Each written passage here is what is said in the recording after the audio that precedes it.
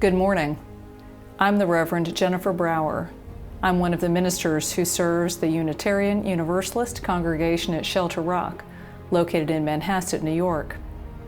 On behalf of my colleagues on the ministry team, the Reverend Dr. Natalie Fenimore, the Reverend Jay Brooks, and our student minister, Aaliyah Shinbro, it's my pleasure to welcome you to our brief observance today, Monday, May 31st, Memorial Day. We begin this observance by lighting our chalice, the symbol of Unitarian Universalism. We light our chalice this day in honor of those who've lived lives of service. It's a gift of life that we can choose to be for others as much as we are for ourselves. We kindle this flame with reverence for life and the freedom to choose day by day the life that is ours.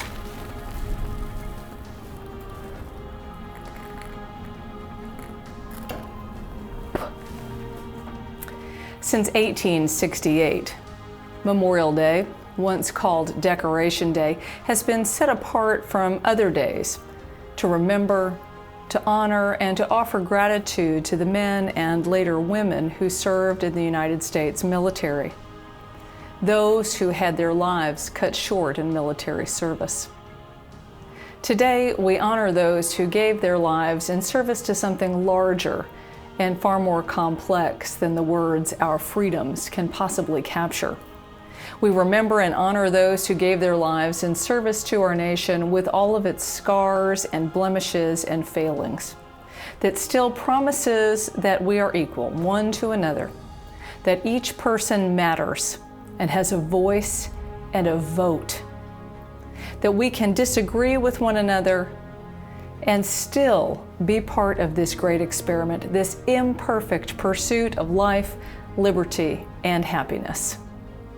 We share with you today the remembrances, the testimonials of a handful of members of Shelter Rock who have served or who have a family member who is serving currently. I turn the time now over to them.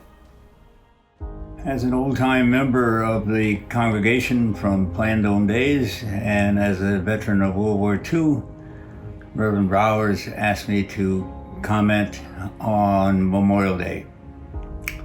My father was in World War I was in World War II. One of my sons was in Vietnam, so this war thing just continues about every generation. Hopefully, though,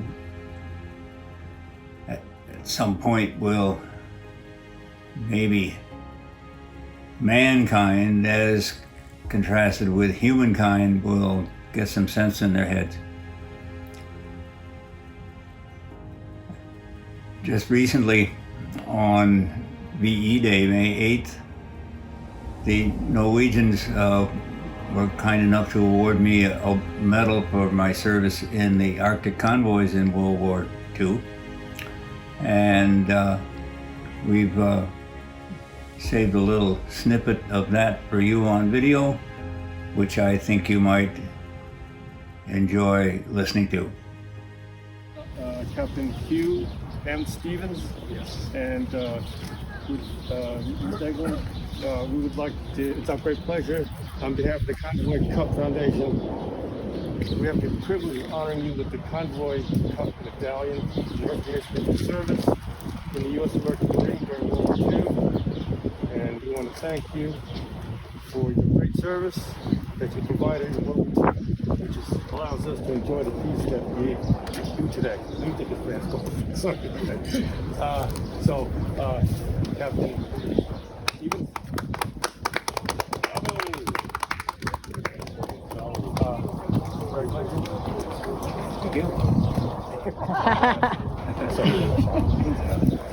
It's interesting because I found out that my father was in the on a convoy from Loch U in Scotland to Murmansk, and I just found out that Captain Stevens was also involved with the Arctic run in Murmansk. So this is your medal. Very good. You want me to hold? Hold it. Yeah.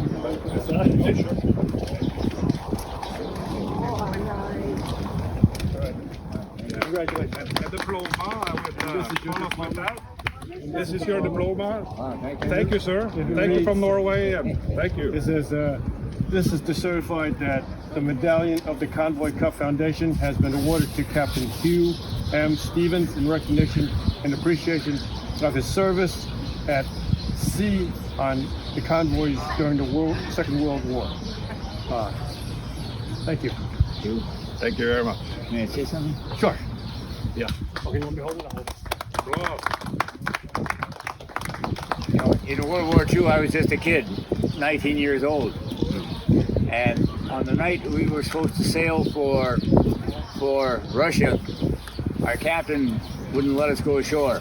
Yeah. And he asked us to rig a steering gear relief tackle.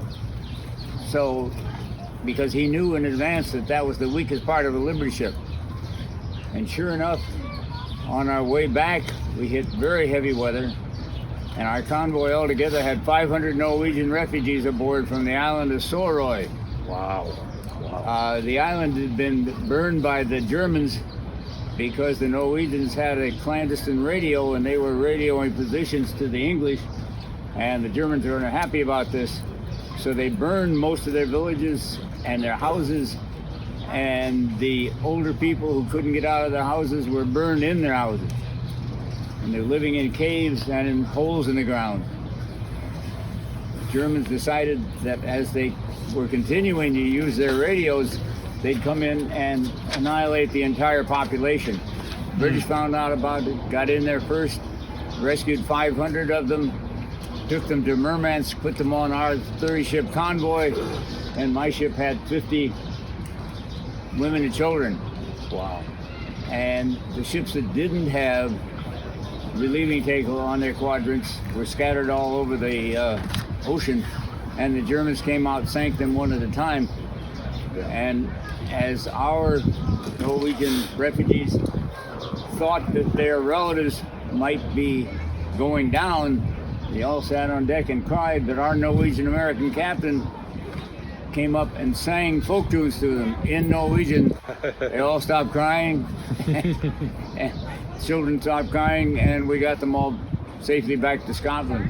So that's the guy I'm accepting this medal in behalf, because all I did was steer. Wonderful. Thank you. Thank you, sir. Thank you, sir. As I approached my graduation from Hofstra in May of 1970, with a draft lottery number of 34, I decided to avoid being sent to Vietnam as an infantryman by enlisting for 3 years in the Army, with a guarantee of being trained as a clerk. Unfortunately for me, I got sent to Vietnam anyway, as a clerk, and spent 5 months processing troops in and out in Cam Ranh Bay. At least it was one of the safest places in Vietnam to be on the Central Coast.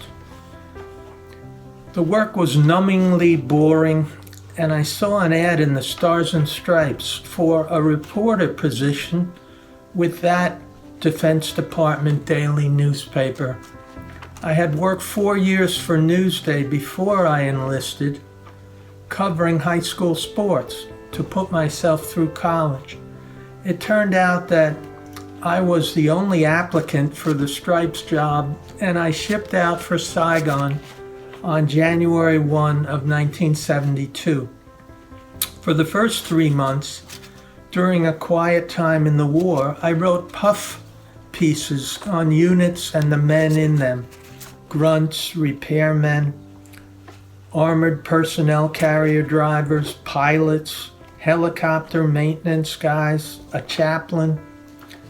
But for the last 4 months during the North Vietnamese Army's Easter offensive, I flew to every major base in the country and wrote stories about those who risked their lives in the final days of U.S. combat involvement.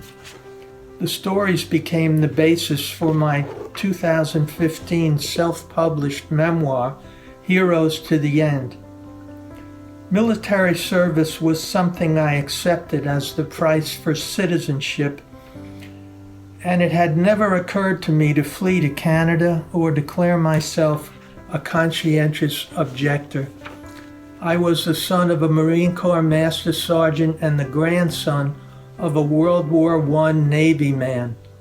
My 6 uncles had all served in World War II, and 2 of them fought at the Battle of the Bulge, living to tell about it. More than 50 alumni at my high school, Chaminade, have been killed in combat over the years, so I was really groomed for military service, and it was natural for me to enlist.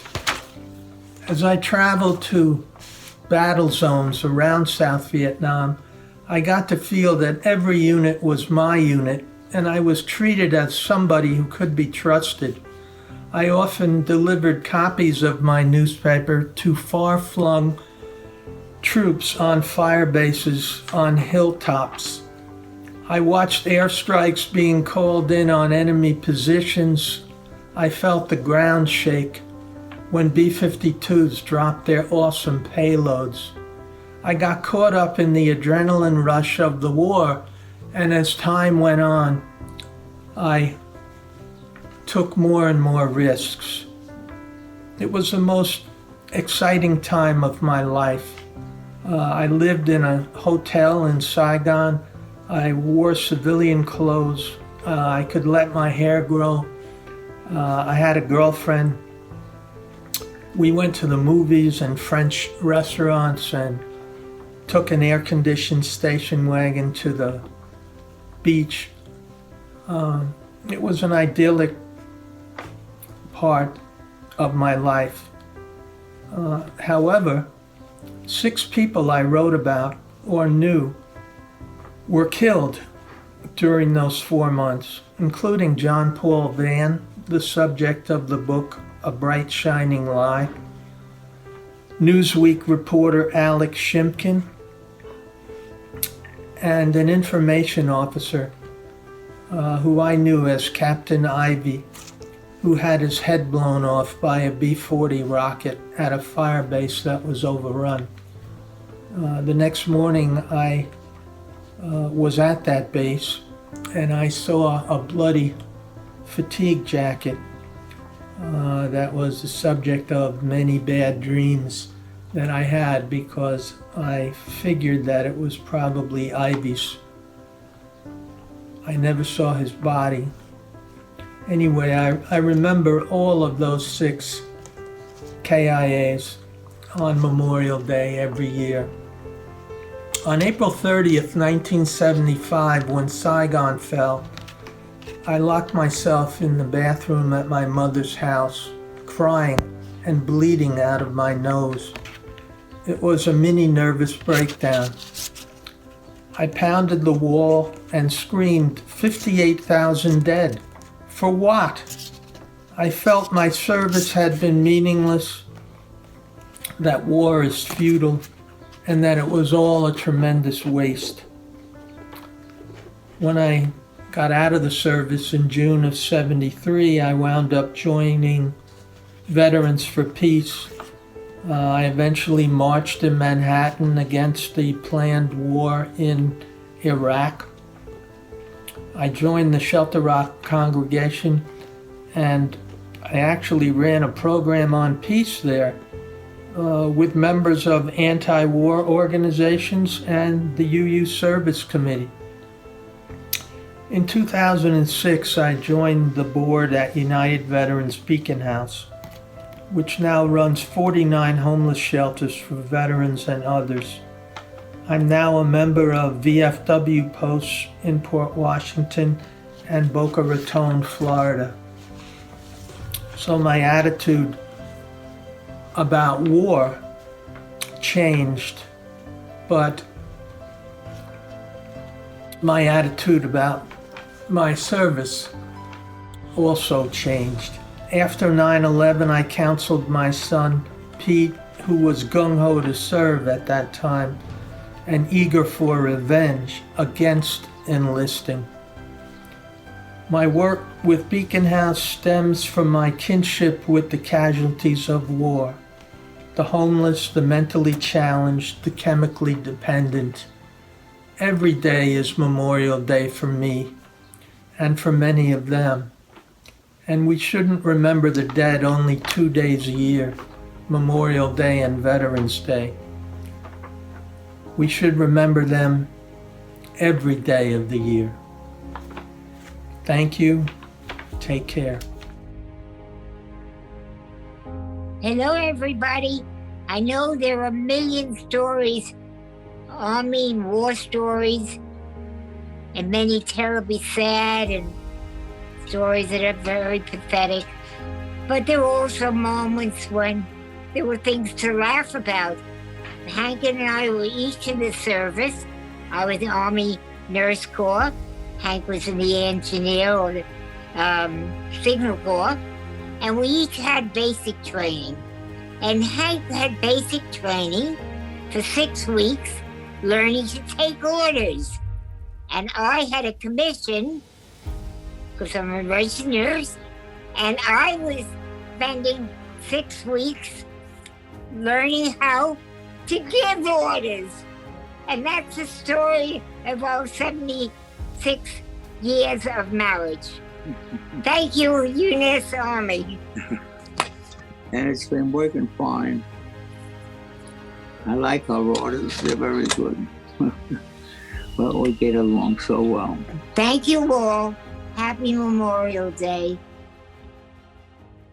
Hi, I'm ILENE Haas. And I'm Larry Haas, and we're members of the UUCSR congregation who would like to say a few words about our son. What do you call 135 men and women who voluntarily walk into a machine that they know is going to sink more than 1,000 feet below the surface of the ocean? To us, they are our heroes. We would like to tell you a little bit about one of them, our son, Aaron Haas. This is him. His dream was always to serve our country, which he is currently doing as we speak, as he is deployed. He signed up after graduating college because he said someone's got to do it. At this moment, we know he is somewhere east of Montauk Point. Sometimes months go by without hearing from him, and as he carries out his mission. Then, one day, out of the blue, we will get a short email or a quick phone call, which will brighten up our day or night. We're very proud of him. Thank you. Happy Memorial Day, Happy everyone. Memorial Day. As we prepare to bring this ritual to closure, I share with you the words of Augusta Chapin, written in 1897. The greatest name will perish from human history. The finest monument will crumble into dust, and the time will come when our names will be lost and our places know us no more. Yet we shall survive in the memories of our friends as long as the remembrance will serve any good purpose.